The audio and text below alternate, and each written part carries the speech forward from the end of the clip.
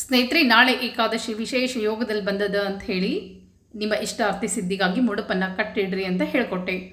ಈಗ ಸಮಯವನ್ನು ಸಹ ಹೇಳ್ಕೊಡ್ತೀನಿ. ಯಾವ ಸಮಯದಲ್ಲಿ ನೀವು ಪೂಜೆಯನ್ನು ಮಾಡಿ ನಿಮ್ಮ ಒಂದು ಇಷ್ಟಾರ್ಥವನ್ನು ಹೇಳಿಕೊಂಡು ಈ ಮುಡುಪನ್ನು ನಾಳೆ ಕಟ್ಟಿಡ್ರಿ ಅಂತ ಹೇಳಿ, ಅದಕ್ಕಾಗಿ ಸಮಯವನ್ನು ಹೇಳ್ತೀನಿ, ನೋಟ್ ಮಾಡಿ ಇಟ್ಕೊಳ್ರಿ. ನೀವು ಬೆಳಗ್ಗೆ ಆಫೀಸಿಗೆ ಹೋಗೋರಿದ್ದರೆ ಬ್ರಾಹ್ಮಿ ಮುಹೂರ್ತ 4:25 5 ಗಂಟೆ 15 ನಿಮಿಷದವರೆಗೆ ವಿಶೇಷ ಮುಹೂರ್ತ ಬ್ರಾಹ್ಮಿ ಮುಹೂರ್ತ ಅಂತ ಹೇಳ್ತೀವಿ. ಅದನ್ನು ಬ್ರಹ್ಮ ಮುಹೂರ್ತ ಅಂತ ಕೂಡ ಹೇಳ್ತೇವೆ.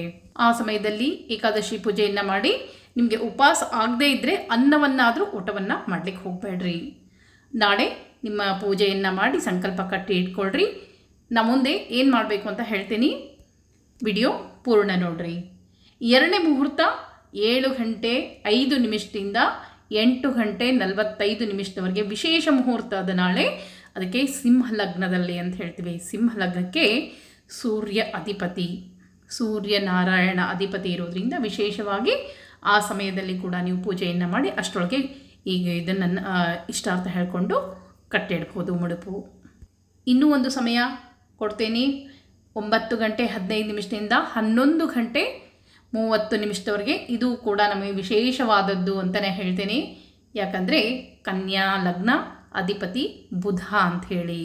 ನೀವು ಮಕ್ಕಳಿಗೋಸ್ಕರ ಏನಾದರೂ ಇಷ್ಟಾರ್ಥ ಸಿದ್ಧಿ ಆಗಬೇಕು ಅಂತ ಬೇಡ್ಕೊಳ್ತಾ ಇದ್ದರೆ ಇದೇ ಮುಹೂರ್ತವನ್ನು ಆರಿಸ್ಕೊಳ್ರಿ. ಅದೇ 9 ಗಂಟೆ 15 ನಿಮಿಷದಿಂದ 11 ಗಂಟೆ 30 ನಿಮಿಷದವರೆಗೆ ಬುಧ ಅಧಿಪತಿ ಇರುವಂಥ ಕನ್ಯಾ ಲಗ್ನ ಶ್ರೇಷ್ಠ ಅಂಥೇಳಿ. ಈ ಎಲ್ಲ ಸಮಯವೂ ಶ್ರೇಷ್ಠನೇ. ನಿಮ್ಗೆ ಯಾವ್ದು ಅನುಕೂಲ ಆಗ್ತದೋ ಮಾಡಿರಿ. ಇನ್ನು ಹೆಂಗೆ ಕಟ್ಟೋದು ಅಂತಂದರೆ, ದೇವ್ರ ಮುಂದೆ ಪೂಜೆ ಮುಗಿದ ತಕ್ಷಣ ದೇವ್ರ ಮುಂದೆ ಒಂದು ತಟ್ಟೆಯನ್ನು ಹಾಕ್ಕೊಳ್ಬೇಕು. ಹಾಕ್ಕೊಂಡು ನೆಲದ ಮೇಲೆ ಇಟ್ಕೋಬಾರ್ದು. ತಟ್ಟೆ ಹಾಕ್ಕೊಂಡು ಅದರ ಮೇಲೆ ಒಂದು ಹಳದಿ ಬಟ್ಟೆಯನ್ನು ಇಟ್ಕೊಳ್ಬೇಕು. ಯಾವುದೇ ಇರಲಿ, ಕಾಟನ್ ಇರ್ಬೋದು, ರೇಷ್ಮೆ ಇರ್ಬೋದು, ಸಾದಾ ಇರ್ಬೋದು, ಬ್ಲೌಸ್ ಪೀಸ್ ಒಳಗೆ ಇರ್ಬೋದು, ಯಾವುದೇ ಇರಲಿ, ಒಂದು ಬಟ್ಟೆಯನ್ನು ಇಟ್ಕೊಂಡು ಅದಕ್ಕೆ ಅರಿಶಿನ ಕುಂಕುಮ ನೋಡ್ರಿ ಈ ರೀತಿಯಾಗಿ ಇಟ್ಕೊಳ್ಬೇಕು. ಅದರೊಳಗೆ ಅರಿಶಿನ ಕುಂಕುಮ ಅಕ್ಷತೆ ಎಲ್ಲವನ್ನು ಹಾಕ್ಕೊಳ್ಬೇಕು. ಅರಿಶಿನ ಕುಂಕುಮ ಅಕ್ಷತೆ ಎಲ್ಲವನ್ನು ಹಾಕ್ಕೊಂಡು ನಂತರ ಅದರಲ್ಲಿ ಕಾಯಿಯನ್ನು ಇಟ್ಕೊಳ್ಬೇಕು. ಕಾಯಿಯನ್ನು ಇಟ್ಕೊಂಡು ಅದ್ರ ಮೇಲೆ ತಾಂಬೂಲ ಇಟ್ಟರೂ ನಡೀತದೆ, ತಾಂಬೂಲ ದಕ್ಷಿಣೆ ಇಟ್ಟರು ನಡೀತದೆ, ಇಷ್ಟೇ ಇಟ್ಟರು ನಡೀತದೆ. ಇಷ್ಟು ಇಟ್ಕೊಂಡ್ಮೇಲೆ ಒಂದು ಸಣ್ಣ ಸಂಕಲ್ಪ ಇರ್ತದೆ, ಅದನ್ನು ಹೇಳಿ ಕಟ್ಟಿಡಬೇಕು. ಮಮಾಖಿಲಯ ಪಾಪಕ್ಷಯ ಪೂರ್ವಕಂ ಜಲ ಸಂಪತ್ತಿ ಪ್ರಾಪ್ತಿ ಕಾಮನೆಯ ಏಕಾದಶಿ ವೃತಾಂಗತ್ವೇನ ದಕ್ಷಿಣಾ ಸಹಿತ ಇದಂ ಫಲಂ ಮಯಾ ದೇವ ಸ್ಥಾಪಿತಂ ಪುರಸ್ತವ ಅಂಥೇಳಿ ಆ ಒಂದು ಬಟ್ಟೆಯಲ್ಲಿ ಇದಷ್ಟನ್ನು ಹಾಕಿ, ನಿಮ್ಗೆ ಬೇಕಂದರೆ ತಾಂಬೂಲ ದಕ್ಷಿಣ ಕೂಡ ಇಡಬಹುದು, ಇಲ್ಲಾಂದರೆ ಇಷ್ಟೇ ಕೂಡ ಕಟ್ಟಿ ಇಡಬೇಕು. ಮನಸ್ಸಿನ ಕಾಮನೆ ಅಂತಂದರೆ ನಮಗೇನು ಇಷ್ಟಾರ್ಥ ಇರ್ತದೋ ಅದನ್ನು ಮಾತ್ರ ಹೇಳ್ಕೋಬೇಕು. ಆಗದೇ ಇರುವಂಥ ಎಲ್ಲ ಕೆಲಸಗಳನ್ನ ಏನೇನೋ ಇಟ್ಕೋಬಾರ್ದು. ಯಾವುದು ನಮಗೆ ಅವಶ್ಯಕತೆ ಇರ್ತಿದೋ ಅದನ್ನು ಹೇಳಿಕೊಂಡು ದೇವರ ಹತ್ರ ಕಟ್ಟಿಟ್ಬೇಕು.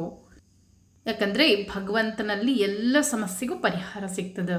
ಅದಕ್ಕಾಗಿ ನಿಮ್ಗೆ ಅಂಥ ಬಹಳ ಕಠಿಣ ಪರಿಸ್ಥಿತಿ ಇದ್ದರೆ, ನಿಮ್ಗೆ ಏನು ಆಗ್ತಾ ಇಲ್ವೋ, ಏನು ಆಗಬೇಕಾಗಿದ್ದು ಅಂಥದನ್ನು ಮಾತ್ರ ಕೇಳಿಕೊಂಡು ದಕ್ಷಿಣೆ ಸಹಿತ ದೇವರ ಹತ್ರ ಕಾಯನ್ನು ಕಟ್ಟಿ ಅದನ್ನು ನಾಳೆ ಪೂಜೆ ಮಾಡಿ ದ್ವಾದಶಿ ಪೂಜೆ ಎಲ್ಲ ಆದಮೇಲೆ ಅದನ್ನು ಎತ್ತಿಡ್ರಿ. ಯಾವಾಗ ನಿಮ್ಮ ಇಷ್ಟಾರ್ಥ ಸಿದ್ಧಿ ಆಗ್ತದೋ ಆ ದಕ್ಷಿಣೆ ಸಹಿತ ಅದನ್ನು ನದಿ ಒಳಗೆ ಬಿಡಬೇಕು. ಕಟ್ಟಿಟ್ಟು 5 ಏಕಾದಶಿ ಒಳಗೆ ಕೆಲಸ ಆಗ್ತದೆ. ಅಕಸ್ಮಾತ್ ಆಗೋದೇ ಇಲ್ಲ, ಲಕ್ಷಣಗಳೇ ಇಲ್ಲ ಅಂತ ಅನ್ನೋದಾದರೆ ಅದನ್ನು ನೀವು ಕೂಡ ನದಿ ಒಳಗೆ ಹೋಗಿ ಬಿಡ್ಬೋದು. ಇನ್ನು ನಾಳೆ ದಿವಸ ವಿಶೇಷವಾಗಿ ಒಂದು ಶ್ಲೋಕವನ್ನು ಹೇಳ್ತೀನಿ, ತಪ್ಪದೆ ಹೇಳ್ರಿ. ಕೈ ಹಿಡಿದ ಕೆಲಸಗಳು ಯಶಸ್ಸನ್ನು ಕೊಡ್ತದೆ. ಕರೋತಿ ಕರ್ಮಾಣಿ ತಪಸುನಿಷ್ಠಿತೋ ನಿವೃತ್ತ ಭೋಗಸ್ತದಪೇಕ್ಷೆಯಾದದ ಪುನಶ್ಚ ಭೂಯಾಯ ಮಹೀಶರಾದಸೆ ಪ್ರವೃದ್ಧ ತರ್ಶೋನ ಸುಖಾಯ ಕಲ್ಪತೆ. ಮನುಷ್ಯನ ಕಷ್ಟಗಳೆಲ್ಲವೂ ಕಳೆಯಬೇಕು, ಒಳ್ಳೆಯದಾಗಬೇಕು, ಕೈ ಹಿಡಿದ ಕೆಲಸಗಳು ಯಶಸ್ಸನ್ನು ಕೊಡಬೇಕು. ಇದನ್ನು 3 ಸಲ ಹೇಳ್ರಿ. 3 ದಿವಸ ಹೇಳಿದರೂ ಒಳ್ಳೆಯದೇ. ಅಂದರೆ ದಶಮಿ, ಏಕಾದಶಿ, ದ್ವಾದಶಿ 3 ದಿವಸ 3 ಸಲ ಹೇಳಿದ್ರಂತೂ ಬಹಳನೇ ಒಳ್ಳೆಯದು. ಆಗದೇ ಇದ್ದರೆ ನಾಳೆ ದಿವಸ ನಿಮಗೆ 11 ಸಲ ಹೇಳಿದರೆ ಎಷ್ಟು ಸಲ ಹೇಳಿದರೂ ಒಳ್ಳೆಯದೇ. ಆದರೆ ಕನಿಷ್ಠ ಪಕ್ಷ 3 ಸಲನಾದರೂ ಹೇಳ್ರಿ. ಈ ರೀತಿಯಾಗಿ ಏಕಾದಶಿ ಬಗ್ಗೆ ಪೂರ್ಣವಾಗಿ ತಿಳಿಸ್ಕೊಟ್ಟೀನಿ. ಮತ್ತೆ ಮುಂದಿನ ವಿಡಿಯೋ ಸಿಗ್ತೀನಿ. ನಮಸ್ಕಾರ.